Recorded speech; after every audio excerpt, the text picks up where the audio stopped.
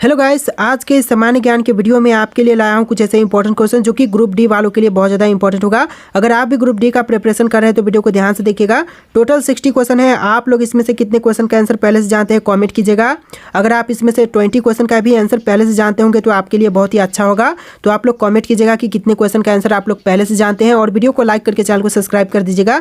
चलिए फिर वीडियो को शुरू करते हैं। और आपको बताना चाहूँगा कि हमारे चैनल पर बहुत से वीडियोज ऐसे अपलोड होने वाले हैं, सीरीज में ही एकदम से अपलोड होने वाले हैं। तो आप लोग वीडियो को लाइक करके चैनल को सब्सक्राइब जरूर कर लीजिएगा। तो चलिए आज का वीडियो शुरू करते हैं। पहला सवाल आपका है, आरबीआई का मुख्यालय कहां पर स्थित है। दोस्तों आरबीआई का मुख्यालय वेरी इंपॉर्टेंट क्वेश्चन है, बैंक से रिलेटेड क्वेश्चन है जो कि मोस्ट इंपॉर्टेंट है। तो देखिए इसका जो मुख्यालय है यह मुंबई में है, यानी ऑप्शन नंबर सी मुंबई आपका बिल्कुल सही जवाब है।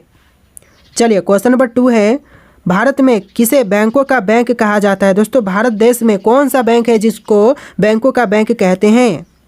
तो यह बैंक आपका हो जाएगा भारतीय रिजर्व बैंक, यानी ऑप्शन नंबर ए भारतीय रिजर्व बैंक आपका बिल्कुल सही जवाब हो जाएगा। चलिए अगला सवाल, नीति आयोग के अध्यक्ष कौन होते हैं। दोस्तों नीति आयोग के अध्यक्ष इनमें से कौन है, राष्ट्रपति, उपराष्ट्रपति, प्रधानमंत्री या फिर गृह मंत्री। देखिए आपका आंसर ऑप्शन नंबर का सी रहेगा, प्रधानमंत्री जो कि नीति आयोग के अध्यक्ष होते हैं। ऑप्शन नंबर सी आपका बिल्कुल सही जवाब है। चलिए अगला सवाल है, मुख्यमंत्री की नियुक्ति किसके द्वारा की जाती है। देखिए मुख्यमंत्री की नियुक्ति जो है वह कौन करता है। तो आपका आंसर ऑप्शन नंबर सी रहेगा, राज्यपाल जो कि मुख्यमंत्री की नियुक्ति करते हैं। और प्रधानमंत्री को जो है वह करते हैं, क्या बोलते हैं, आपके भारत के राष्ट्रपति। प्रधानमंत्री की नियुक्ति भारत के राष्ट्रपति और मुख्यमंत्री की नियुक्ति जो है वह राज्यपाल करते हैं। याद रखिएगा, ग्रुप डी एग्जाम के लिए वेरी इंपॉर्टेंट क्वेश्चन है। चलिए क्वेश्चन नंबर 5 है, लोकसभा का नेतृत्व कौन करता है। देखिए लोकसभा के नेतृत्व करने वाले इनमें से कौन है। तो यह होते हैं लोकसभा अध्यक्ष, यानी ऑप्शन नंबर ए जो है इस क्वेश्चन का बिल्कुल सही जवाब है, लोकसभा अध्यक्ष। चलिए क्वेश्चन नंबर 6, संविधान सभा के स्थायी अध्यक्ष कौन थे। तो इनमें से कौन है दोस्तों संविधान सभा के स्थायी अध्यक्ष। तो यह हो जाएंगे आपके ऑप्शन नंबर का सी, डॉक्टर राजेंद्र प्रसाद जो कि संविधान सभा के स्थायी अध्यक्ष होते हैं, यानी ऑप्शन नंबर सी आपका बिल्कुल सही जवाब है। वेरी इंपॉर्टेंट क्वेश्चन है, सारे के सारे वीडियो को ध्यान से देखिएगा और आप लोग इस वीडियो को लाइक करके चैनल को सब्सक्राइब कर लीजिएगा। चलिए आपका अगला सवाल, लोकसभा के अध्यक्ष कौन चुनता है। दोस्तों लोकसभा के अध्यक्ष को कौन चुनते हैं, राष्ट्रपति, लोकसभा के सदस्य, लोकसभा के निर्वाचित सदस्य या फिर संसद के सदस्य। देखिए आपका आंसर जो है ऑप्शन नंबर बी रहेगा, लोकसभा के सदस्य चुनते हैं लोकसभा के अध्यक्ष को, यानी ऑप्शन नंबर बी जो है इस क्वेश्चन का बिल्कुल सही जवाब है। चलिए अगला सवाल, भारत के संविधान का निर्माता किसे माना जाता है। भारत के संविधान का निर्माता यह मानते हैं BR अम्बेडकर को, यानी कि doctor Bhimrao Ambedkar. Option number b जो है इस क्वेश्चन का बिल्कुल सही जवाब है। देखिए आपका अगला सवाल है, क्वेश्चन नंबर 8, राज्यसभा के सदस्यों की न्यूनतम आयु है। तो देखिए राज्यसभा के सदस्यों की जो न्यूनतम आयु है यह होता है 30 वर्ष, यानी ऑप्शन नंबर सी 30 ईयर आपका बिल्कुल सही जवाब है।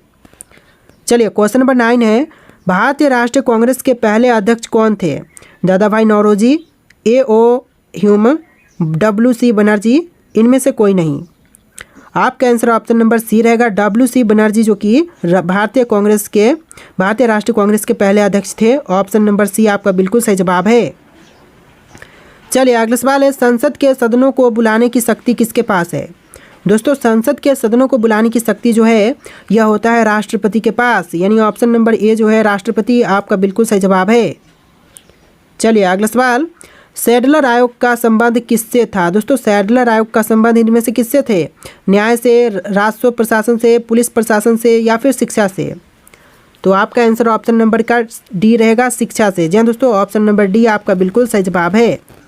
वीडियो को लाइक करके चैनल को सब्सक्राइब आप लोग कर लीजिएगा दोस्तों। चलिए क्वेश्चन नंबर 12 है, गीता रहस्य नामक ग्रंथ के लेखक कौन है। गीता रहस्य नामक ग्रंथ के लेखक कौन है। तो यह हो जाएंगे ऑप्शन नंबर बी, बाल गंगाधर तिलक जो कि गीता रहस्य नामक ग्रंथ के लेखक हैं।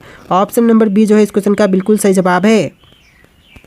चलिए आपका अगला सवाल, भारत के राष्ट्रीय ध्वज का डिजाइन किसने तैयार किया था।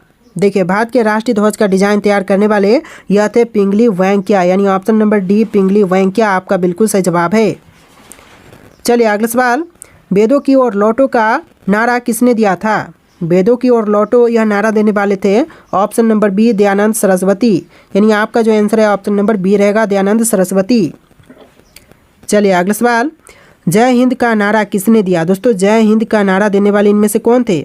सुभाष चंद्र बोस, जवाहरलाल नेहरू, मोतीलाल नेहरू, महात्मा गांधी।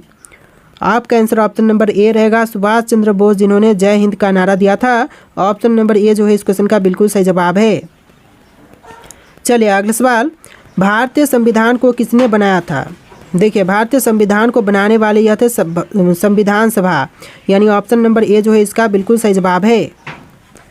चलिए अगला सवाल, भारत की संसदीय प्रणाली किससे प्रभावित है? दोस्तों संसदीय प्रणाली जो है भारत की वह प्रभावित है इंग्लैंड से, यानी ऑप्शन नंबर ए इंग्लैंड आपका बिल्कुल सही जवाब है। चलिए अगला सवाल देखते हैं, आधुनिक भारत का जनक किसे कहते हैं? दोस्तों आधुनिक भारत का जनक यह कहते हैं राजा राममोहन राय को, यानी ऑप्शन नंबर सी आपका बिल्कुल सही जवाब है, राजा राममोहन राय।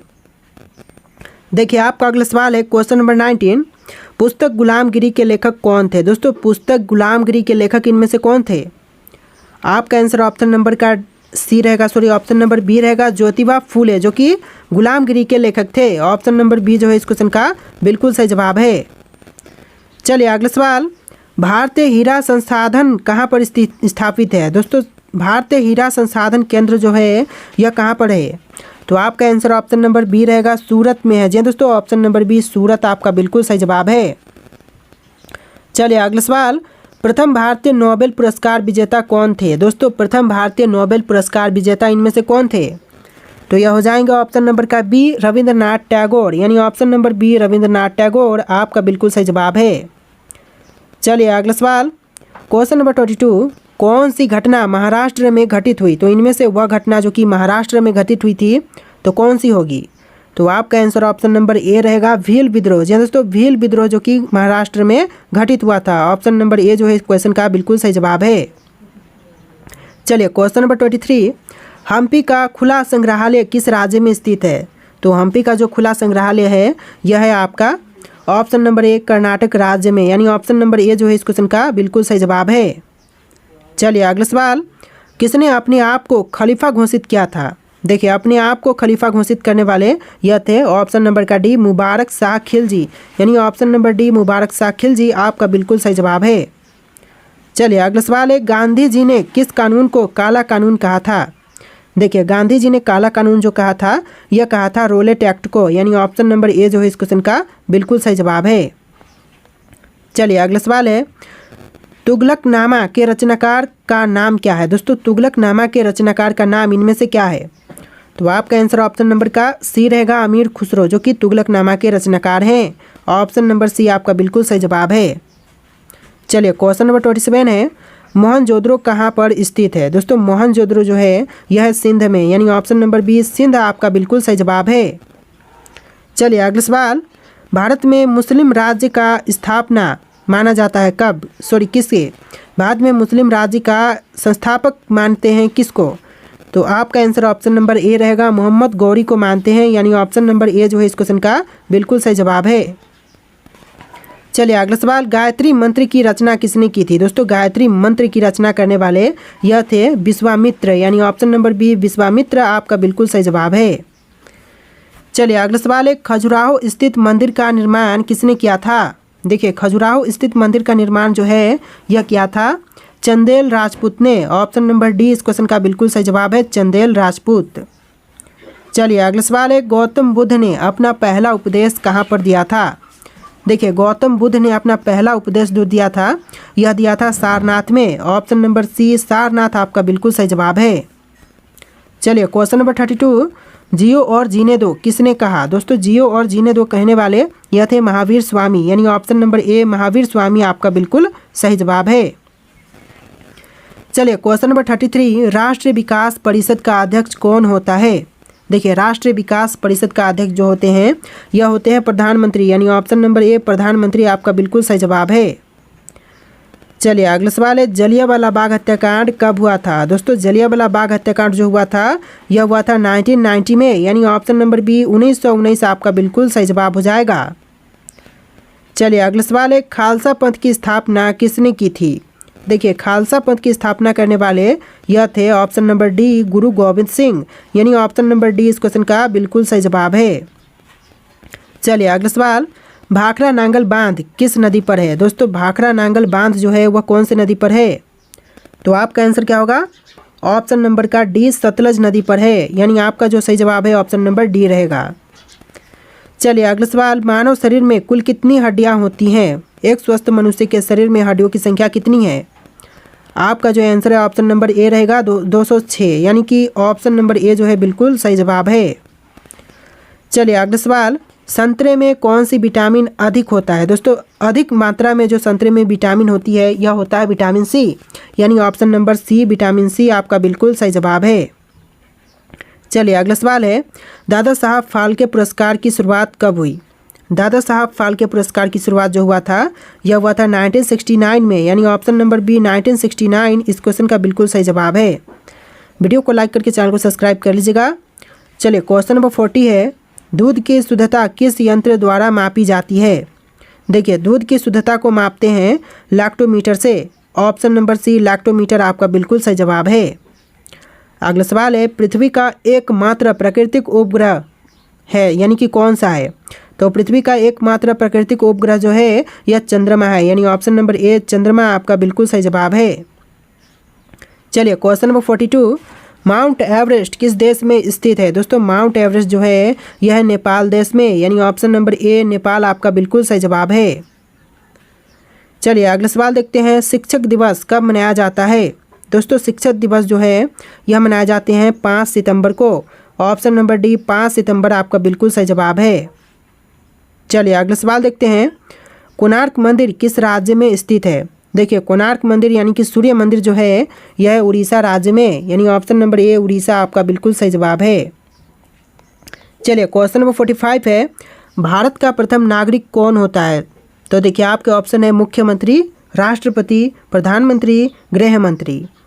आपका आंसर ऑप्शन नंबर बी रहेगा राष्ट्रपति, जो कि भारत के प्रथम नागरिक होते हैं। चलिए अगला सवाल, वाराणसी शहर किस नदी के किनारे स्थित है? वाराणसी शहर जो है यह है गंगा नदी के किनारे पर, यानी ऑप्शन नंबर बी जो है इस क्वेश्चन का बिल्कुल सही जवाब है। चलिए अगला सवाल, गेटवे ऑफ इंडिया कहाँ पर स्थित है? दोस्तों गेटवे ऑफ इंडिया जो है यह है मुंबई में, यानी ऑप्शन नंबर ए मुंबई आपका बिल्कुल सही जवाब है। चलिए अगला सवाल है, छपेली लोक नृत्य संबंधित है, तो छपेली लोक नृत्य कहाँ से संबंधित है? तो इसका संबंध है ऑप्शन नंबर का बी हिमाचल प्रदेश से, यानी option number B Himachal Pradesh आपका बिल्कुल सही जवाब हो जाएगा। चलिए अगला सवाल, रानी लक्ष्मीबाई का मूल नाम क्या था? दोस्तों रानी लक्ष्मीबाई का मूल नाम यह था मणिकर्णिका, यानी ऑप्शन नंबर सी मणिकर्णिका आपका बिल्कुल सही जवाब है। चलिए अगला सवाल है, हड़प्पावासी किस वस्तु के उत्पादन में सबसे आगे थे? तो यह हो जाएगा ऑप्शन नंबर बी कपास के उत्पादन में सबसे आगे थे हड़प्पावासी, ऑप्शन नंबर बी जो है इस क्वेश्चन का बिल्कुल सही जवाब है। देखिए आपका अगला सवाल, विश्व का सबसे पुराना खेल कौन सा है? दोस्तों इनमें से जो विश्व का सबसे पुराना खेल है वह कौन से हैं? फुटबॉल, पोलो, लूडो या फिर क्रिकेट? तो आपका आंसर ऑप्शन नंबर का बी है क्रिकेट, सॉरी पोलो। विश्व का सबसे पुराना खेल जो है यह पोलो है, ऑप्शन नंबर बी जो है इस क्वेश्चन का बिल्कुल सही जवाब है। चलिए अगला सवाल, दिल्ली से पहले भारत की राजधानी कहाँ पर थी? तो कौन सी होगी दोस्तों आपका राइट आंसर? जैसे कि ऑप्शन में है लखनऊ, कानपुर, आगरा, कोलकाता।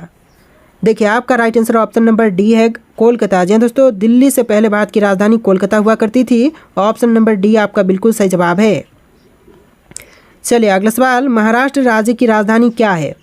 तो महाराष्ट्र की राजधानी जो है यह है मुंबई, यानी ऑप्शन नंबर बी मुंबई आपका बिल्कुल सही जवाब है।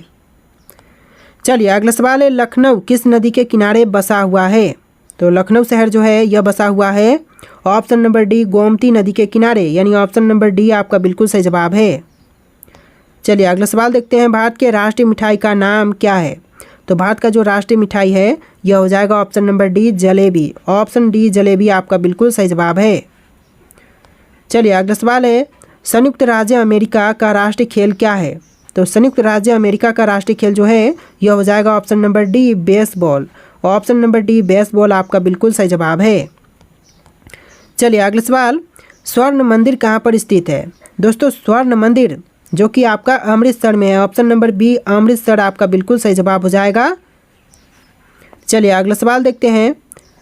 2.5 दिन का झोपड़ा मस्जिद कहाँ पर स्थित है? दोस्तों 2.5 दिन का झोपड़ा मस्जिद जो है वह कहाँ पर है? अजमेर में, दिल्ली में, फतेहपुर सिकरी में या फिर आगरा में। और इसका जो राइट आंसर है आपको कमेंट करना है कि 2.5 दिन का झोपड़ा मस्जिद जो है वह कहाँ पर है। और आज के इस वीडियो में टोटल 58 क्वेश्चन थे। आप कितने क्वेश्चन का आंसर पहले से जानते थे कॉमेंट करना और वीडियो को लाइक करके चैनल को सब्सक्राइब कीजिएगा। चलिए फिर मिलते हैं एक नए वीडियो में।